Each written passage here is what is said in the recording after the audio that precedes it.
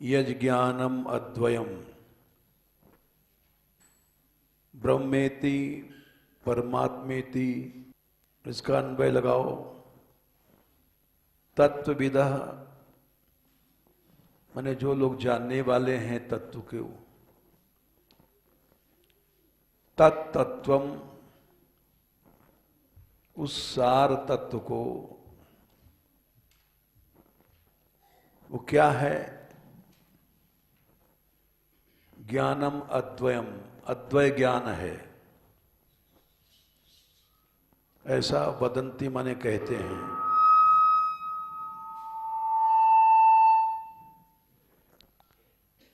तत्ववेत्ता लोग उस तत्व को अद्वय ज्ञान ऐसा कहते हैं। वो तीन रूप से अनुभूति में आता है।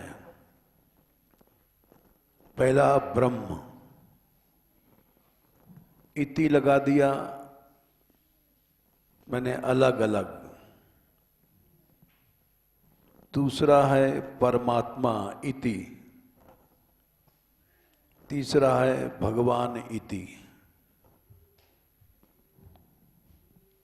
उस अद्वय ज्ञान तत्व का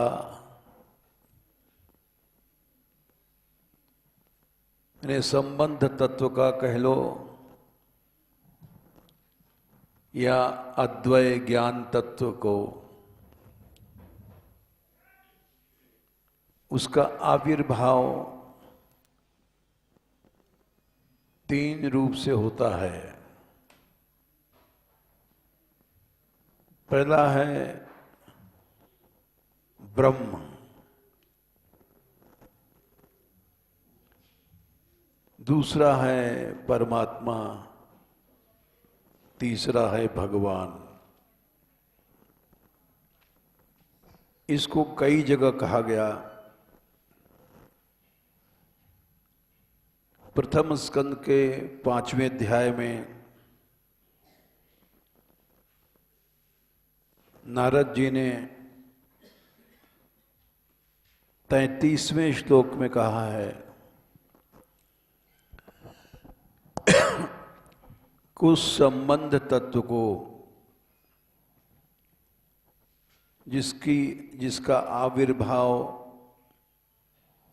तीन रूप में होता है, एतत् संसूचितम ब्रह्मंस तापत्रय चिकित्सितम यदीश्वरे भगवती कर्म ब्रह्मणि भावितम।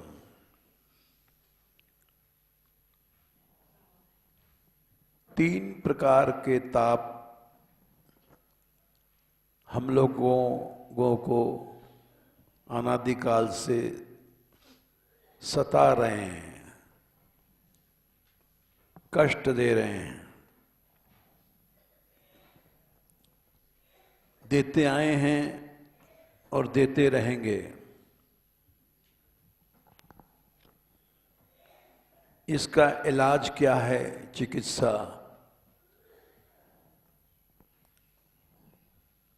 बोले ईश्वर में या भगवान में या ब्रह्म, इनमें किसी में अपने कर्मों, समस्त कर्मों को जीव भावित कर ले, बस यही इसकी चिकित्सा है, इलाज है।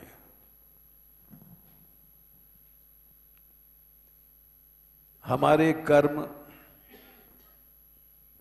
भगवान या ब्रह्म या ईश्वर में भावित नहीं हो रहे हैं। हम लोगों के कर्म माया में या भोग में, इनमें भावित हो रहे हैं। इसलिए बिना चिकित्सा के रोग कभी खत्म नहीं होगा।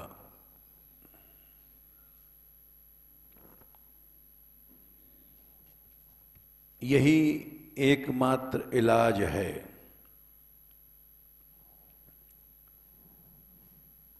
अपना हर कर्म ब्रह्म में या ईश्वर में या भगवान में भावित कर लो, भवसागर खत्म, माया शक्ति खत्म। ये नारद जी ने व्यास जी को शिक्षा दिया था कि तुमको जो अशांति है, व्यास भगवान थे, देवता हो चाहे अवतार हो, सबके लिए एक ही रास्ता है। जब तक समस्त कर्मों को भगवान में भावित नहीं करेगा, जलता रहेगा। भवरोग बढ़ता रहेगा, चाहे देवता हो चाहे व्यास जी अवतार हैं। ये नियम सर्वत्र लागू है। एतत् संसूचितम ब्रह्मंस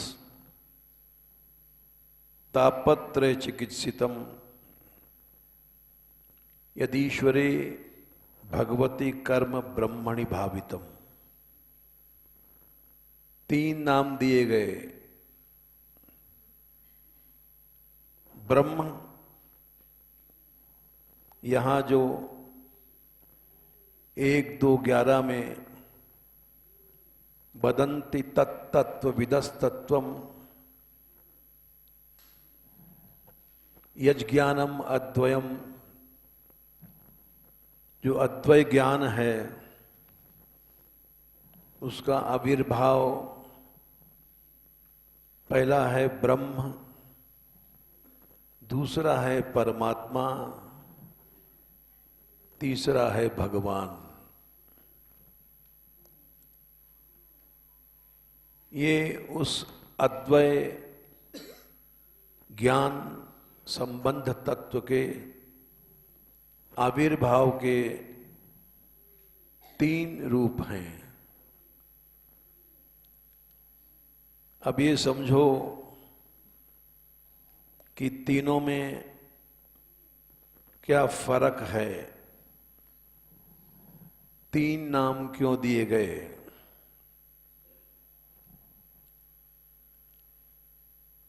देखो, आनंदम ब्रह्म, वेद में एक मंत्र आता है, ब्रह्म क्या है? आनंद ही ब्रह्म है। या रसो वैसह, रस ही भगवान है। सह माने वह, रसम यहेवायम लब्ध्वा आनंदी भवति। उसी को पाने के बाद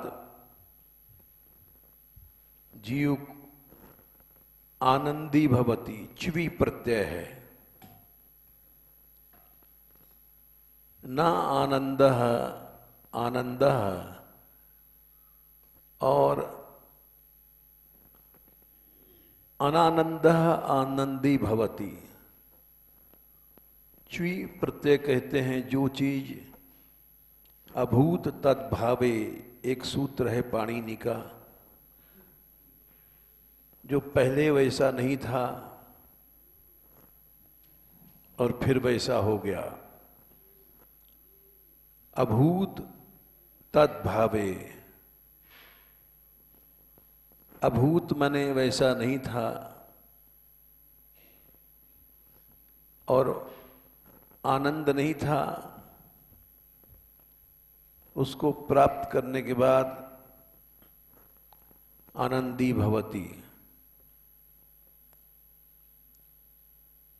तो आनंद या रस ही अद्वय वस्तु है, अद्वय ज्ञान वस्तु है, यानी संबंध तत्व है। अब 3 नाम क्यों दिए गए, इसका कारण सुनो। पहला नाम है ब्रह्म, ब्रह्मेति परमात्मेति भगवानिति शब्दते। पहला नाम है ब्रह्म, दूसरा नाम है परमात्मा, तीसरा है भगवान। ब्रह्म, परमात्मा, भगवान,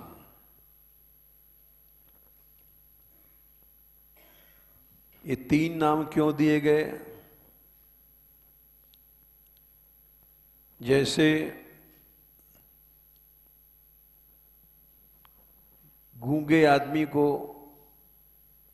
लड्डू दिया, वो खा रहा है,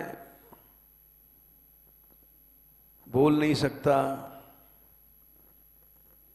उससे पूछो गूंगे बाबा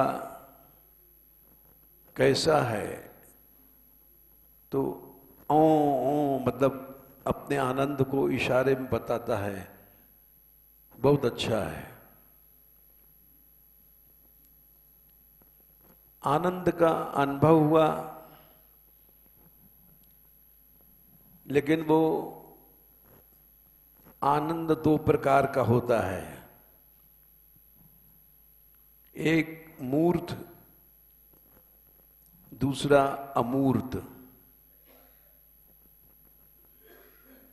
मूर्त आनंद कहते हैं जिसमें मूर्तत्व धर्म होता है,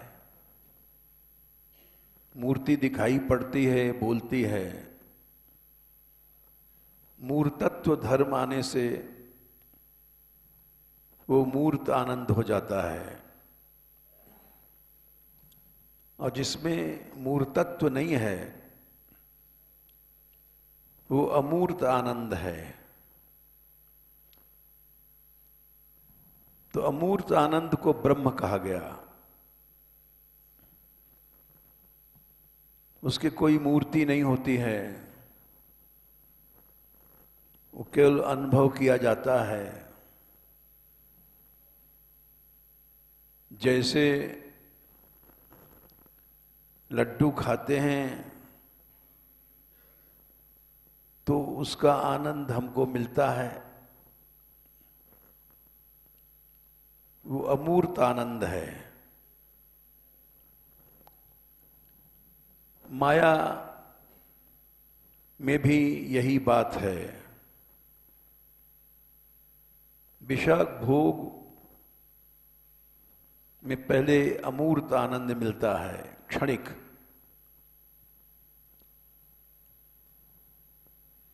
और मूर्त आनंद क्या है? नारी विष्णु माया प्रगट। स्त्री को माया का प्रगट आनंद कहा गया।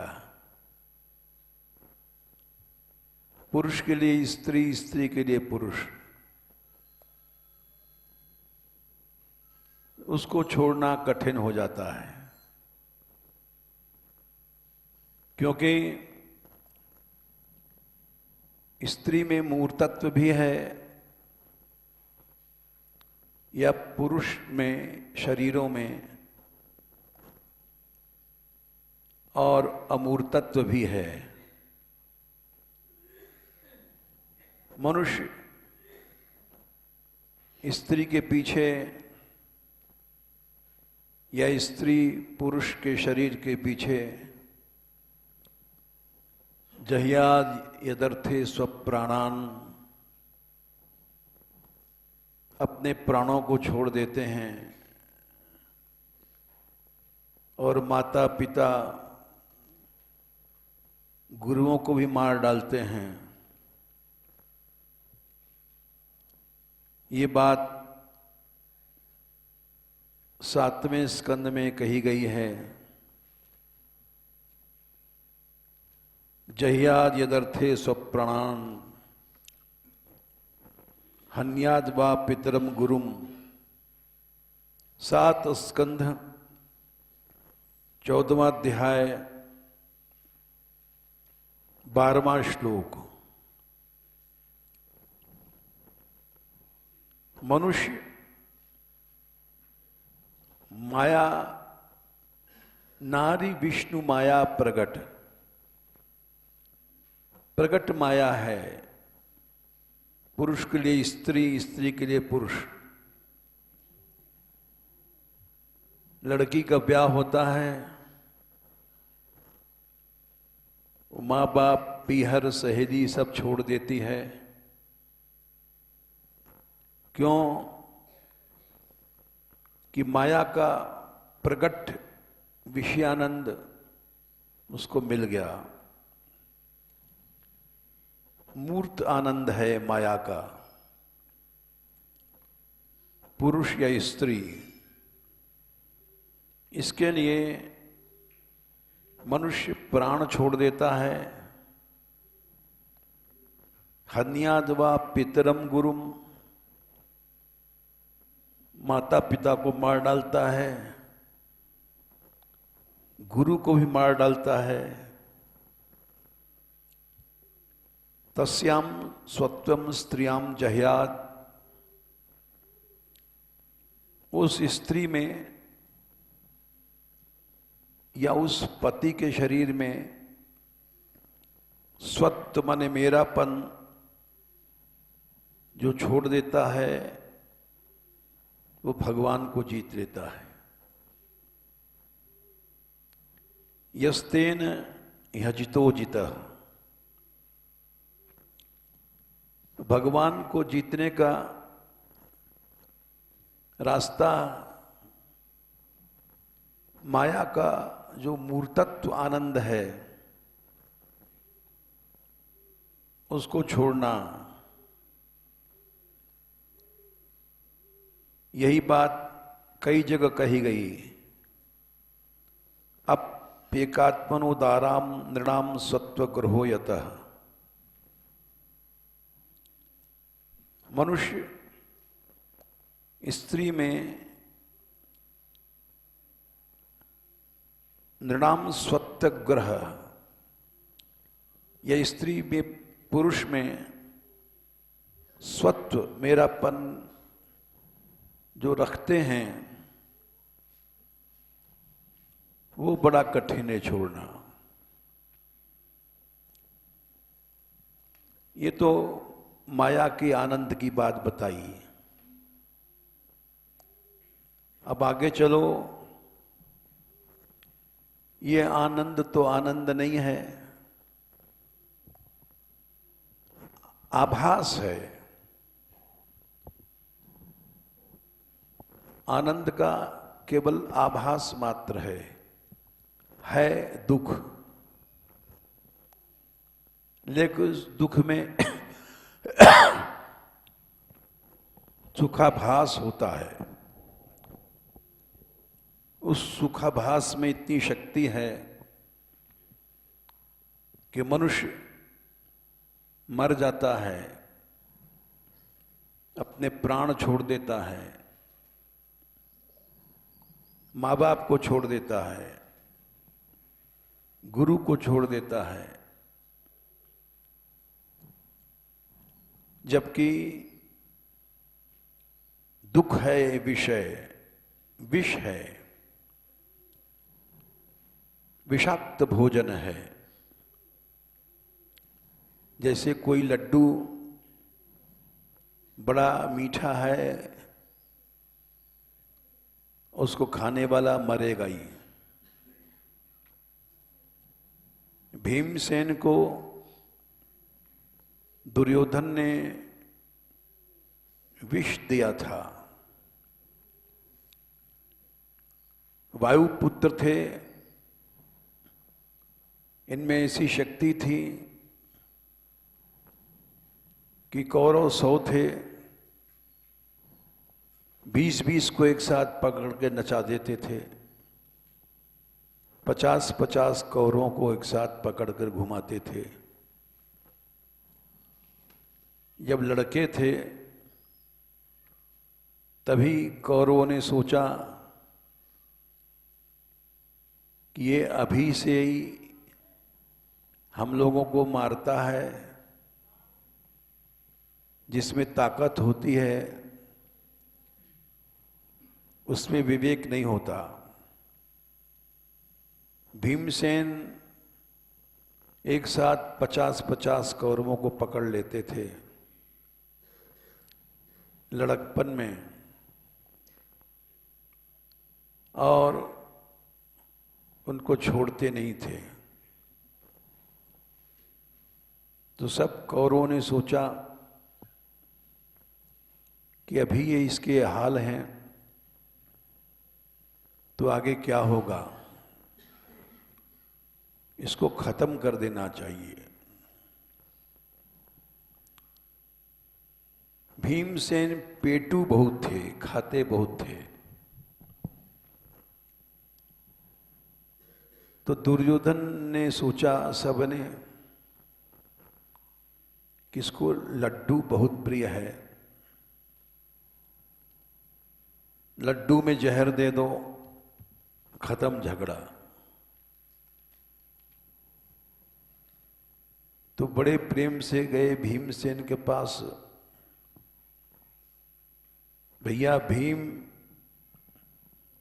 तुम हमारे बड़े प्यारे हो, हम तुम्हारा निमंत्रण करना चाहते हैं। भीमसेन बड़े खुश भये,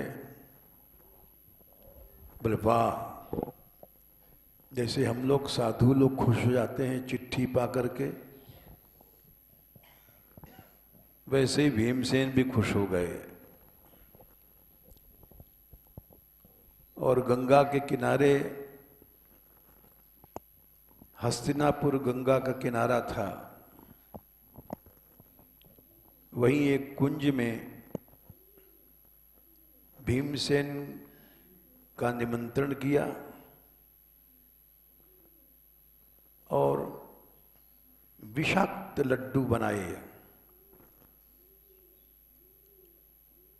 और भीमसेन को बैठाल करके खिलाया। भीमसेन खाने लग गए और खाते जाएं, वो देते जाएं। इतना स्वाद था उस लड्डू में कि अकेले ही सब खा गए।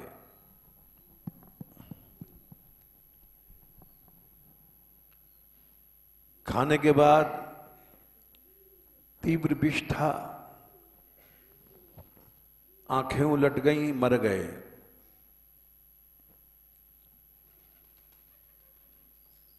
मरने के बाद कौरवों ने सोचा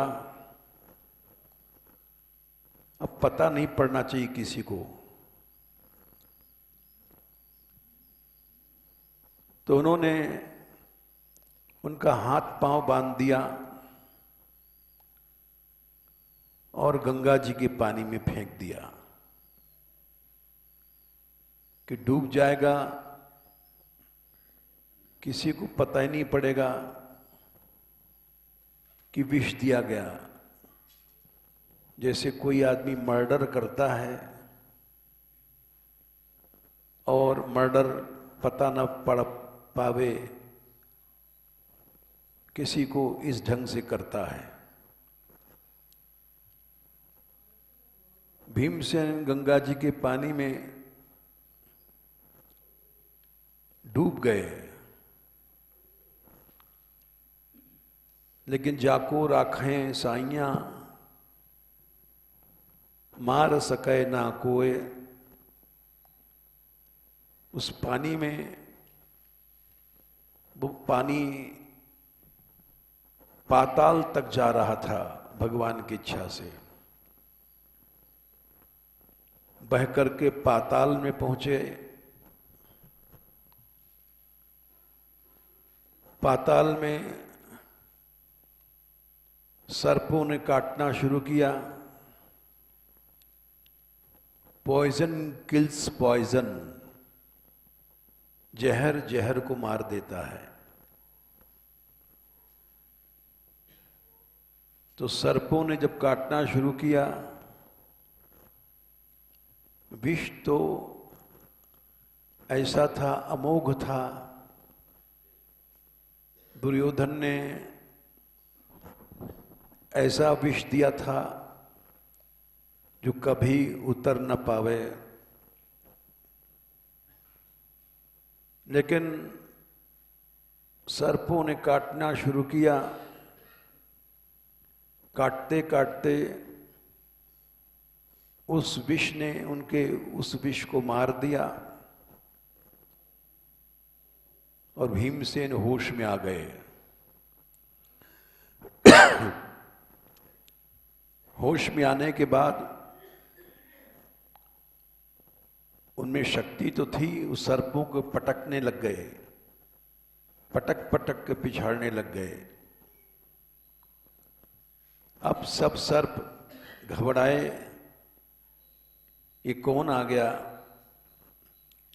एक भी जीवित नहीं छोड़ेगा। वो लोग वासुकी के पास गए, सर्पों का राजा, और बोले ये कौन आ गया। नागलोक में कोई सर्प जीवित नहीं रहेगा। तो वो गए, उठ करके देखा भीमसेन थे। वो पहचान गए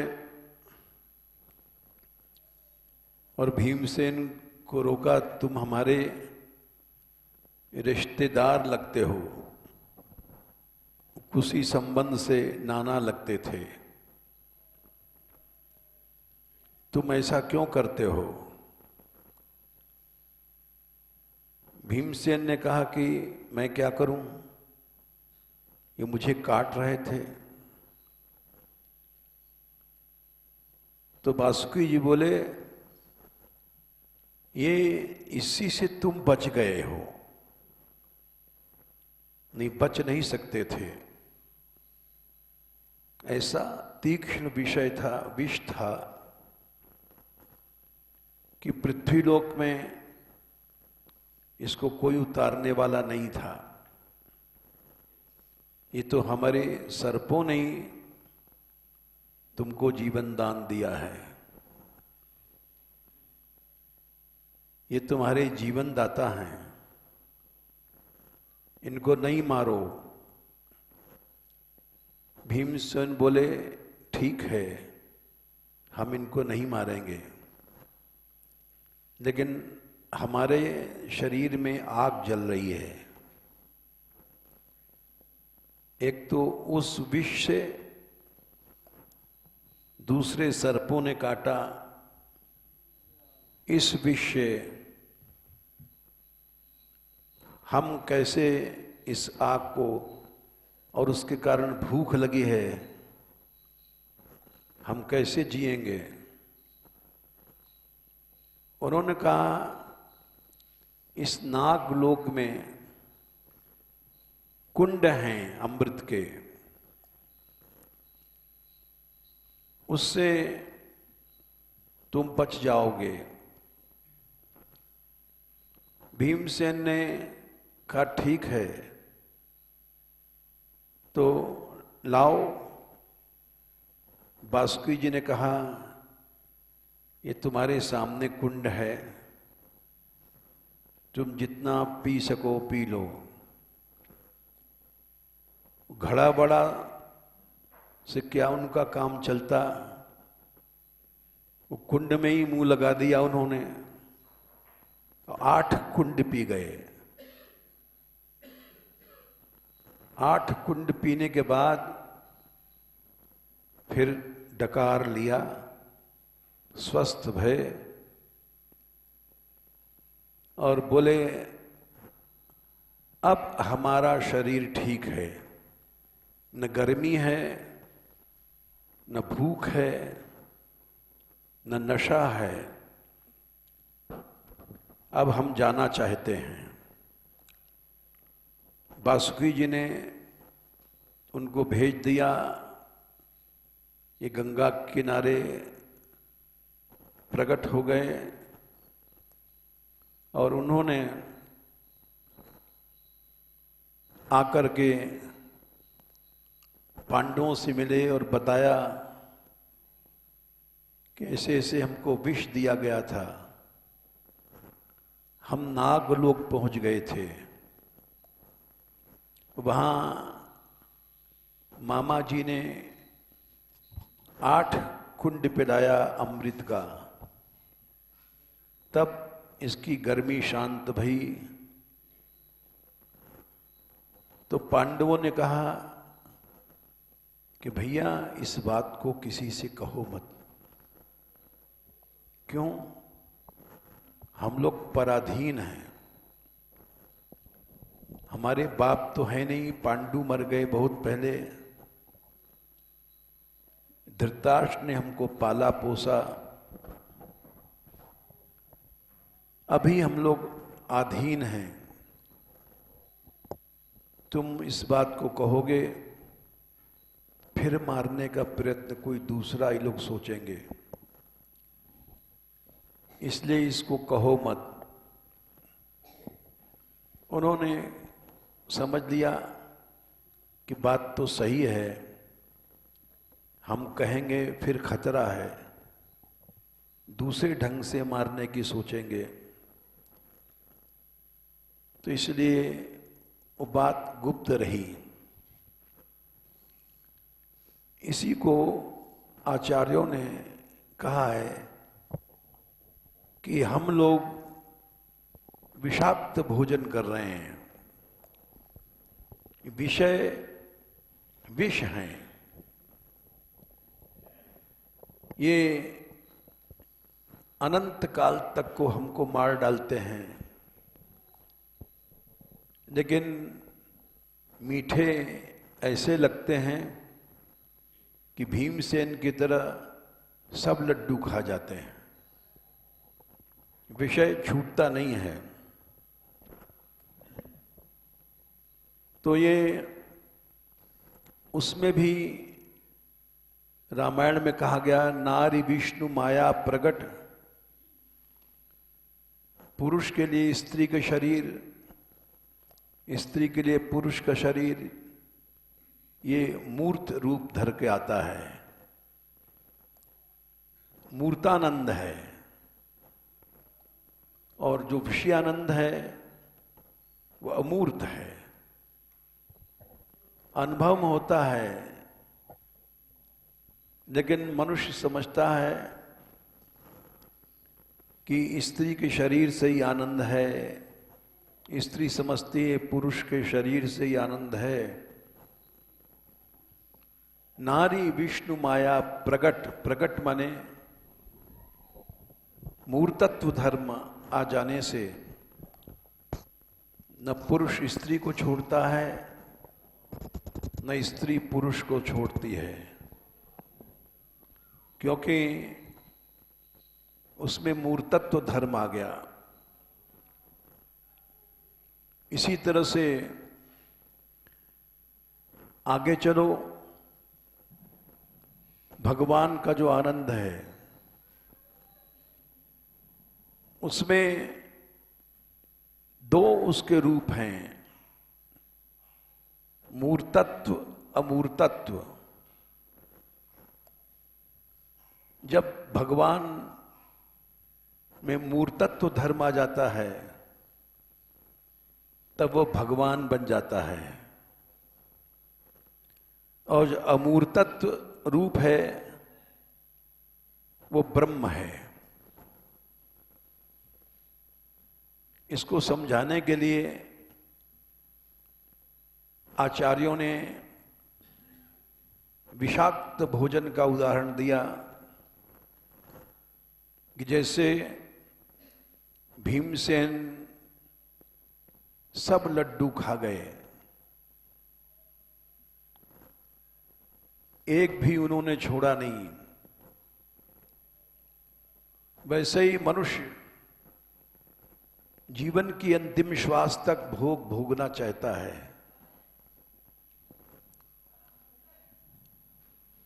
और मर जाता है, भोग नहीं छूटता। यद्यप वो विष है। अभी हमने भागवत का श्लोक बताया, प्राण छोड़ देता है। 7, 14 और क्या 12 प्राण छोड़ देगा, भोग नहीं छोड़ेगा। जयाद यदर्थे स्वप्राणान हन्याद वा पितरम गुरुम। पिता माता को भी मार डालता है। ये बात कई जगह लिखी है। भोग की शक्ति ऐसी होती है कि मनुष्य अपने माँ बाप को मार डालता है, गुरु को भी मार देता है, और जैसे 14वें श्लोक में अभी 7, 14, 12 यही बात 9वें स्कंद में भी लिखी हुई है। 14वें अध्याय में भोग में इतना आकर्षण है। 9, 14, 37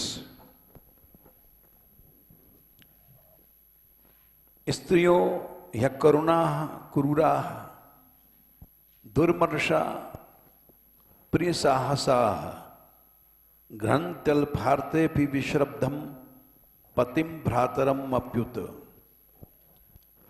स्त्रियां बड़ी क्रूर होती हैं।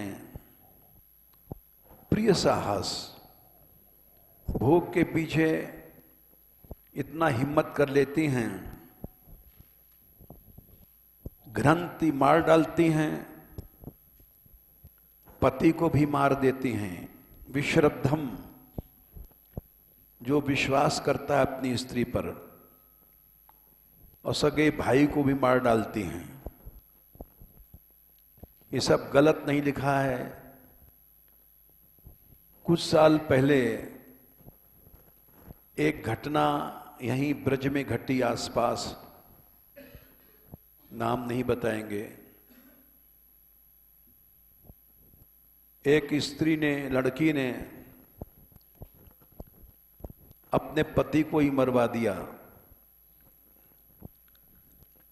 आश्चर्य है कि उसका संबंध उसके ससुर से था। बाप ने बेटे को काट काट डाला,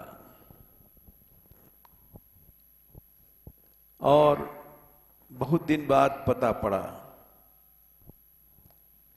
ये घटना यहीं ब्रज में घटी है।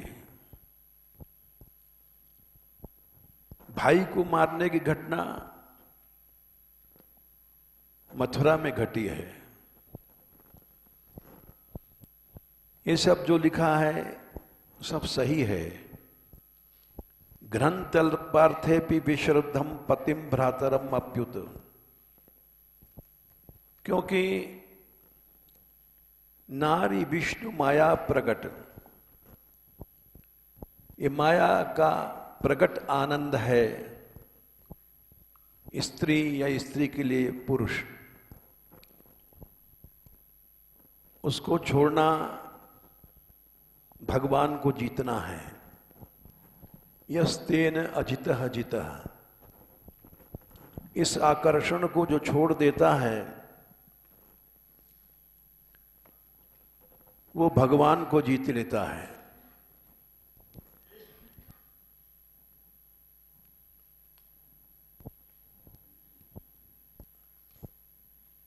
यदियाद यदर्थे स्वप्राणन 7, 14, 12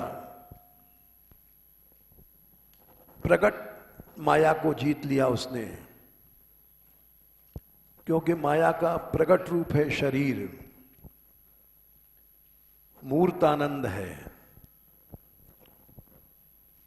यद्यप क्षणिक आनंद है लेकिन मूर्तानंद है, इसको छोड़ नहीं सकता प्राणी।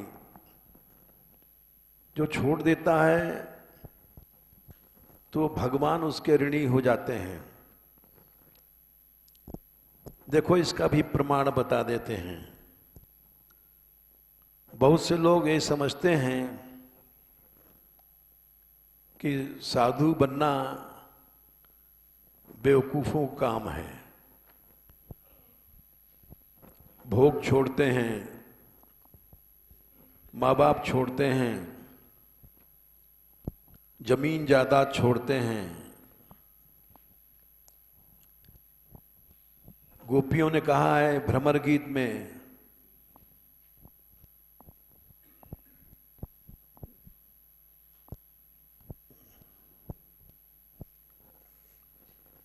बहवा विहंग इव भक्षचर्याम चरंती। ये गोपियों ने कहा है भ्रमर गीत में कि देखो कृष्ण रस ऐसा है कि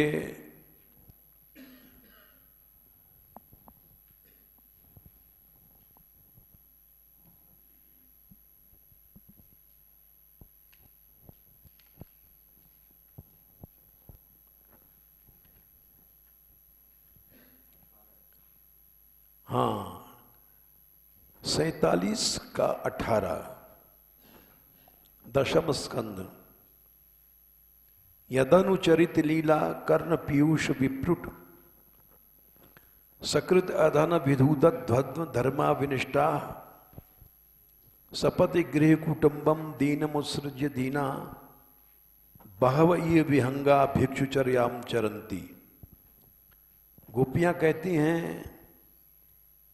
इस कृष्ण के लीला को, यह है तो पीयूष अमृत, लेकिन विप्रुट इसकी एक कणिका, सकृत एक बार कोई कृष्ण रस अदन माने पी ले खा ले तो उसके द्वंद्व नष्ट हो जाते हैं।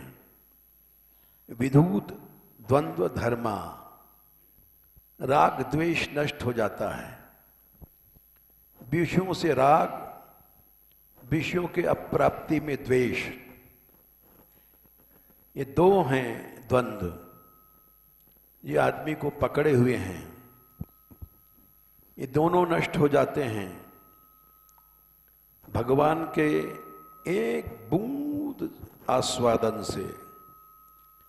फिर वो सपदि गृह कुटुंबम, अपने घर कुटुंब में माँ बाप बहन भाई सब आ गए। दीनम, वो गरीब हैं लेकिन उनको छोड़ करके दीन हो जाता है और भिक्षा मांग करके खाता है, जीवन बिताता है। ये गोपियों ने कहा कि ऐसे बहुत से हैं जो भिखमंगे बन गए, जीवन भर भीख मांगते हैं, क्योंकि एक बूंद मिल गई है उनको। वो बूंद ही अमृत है और उसका भगवान ऋणी हो जाता है। इसका प्रमाण देख लो, जिसमें लोग बहकाने वाले बहकाते हैं। कोई साधु बनता है तो डरवाते हैं कि तुम जन्म भर क्या खाओगे, क्या पियोगे।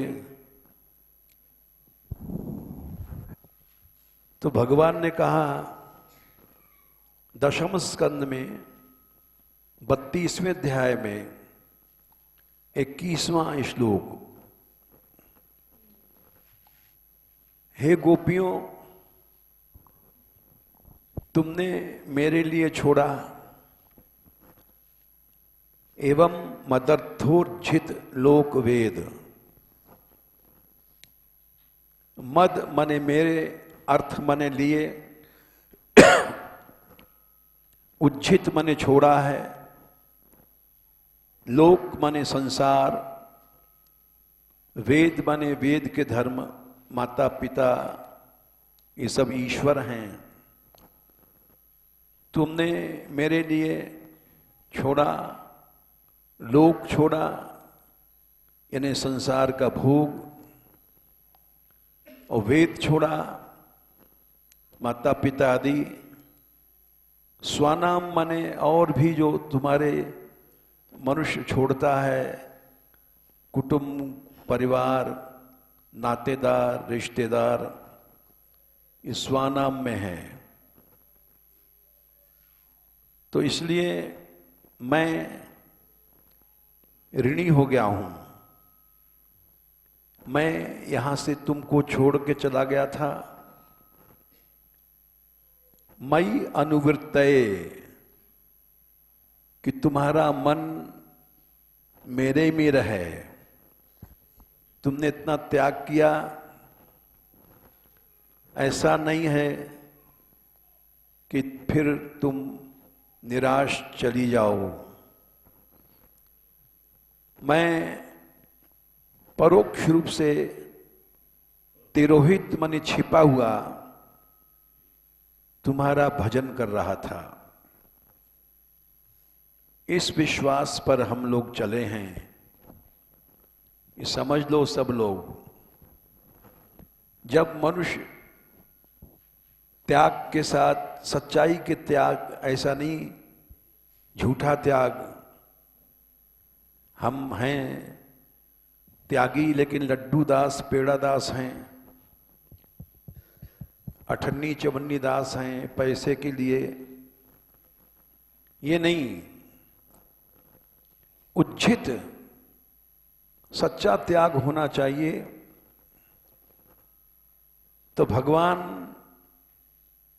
वो स्वयं उसका भजन करता है,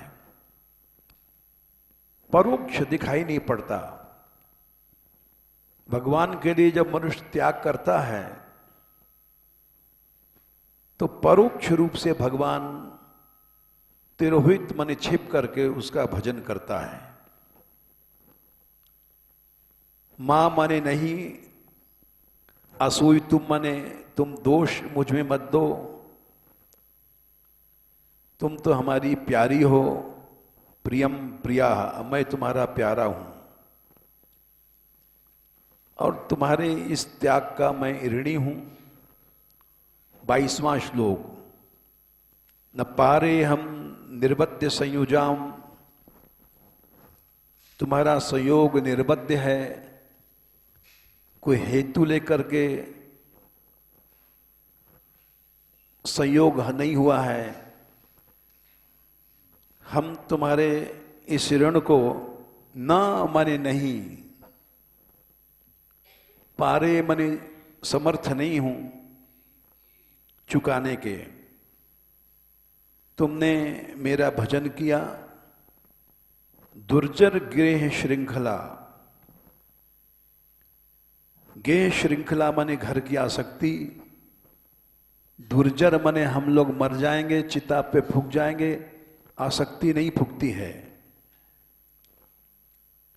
लेकिन उस आसक्ति को तुमने तोड़ कर दिखाया, संपृष्य, अच्छी तरह से काट दिया। दूसरा प्रमाण और ले लो।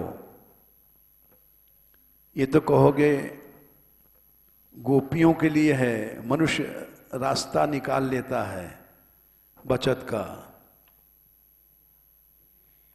ये मार्ग सत्य है, मूर्ख लोग नहीं समझते। वे साधु बनना दुर्भाग्य समझते हैं। तो ये दुर्भाग्य नहीं है, सौभाग्य है। 9वें स्कंद में 4थे अध्याय में दुर्वासा से भगवान ने कहा है, 9:4:65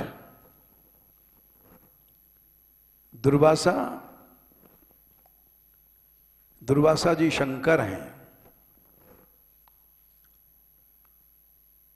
मैं तुमको छोड़ सकता हूं, भक्तों को नहीं छोड़ सकता हूं।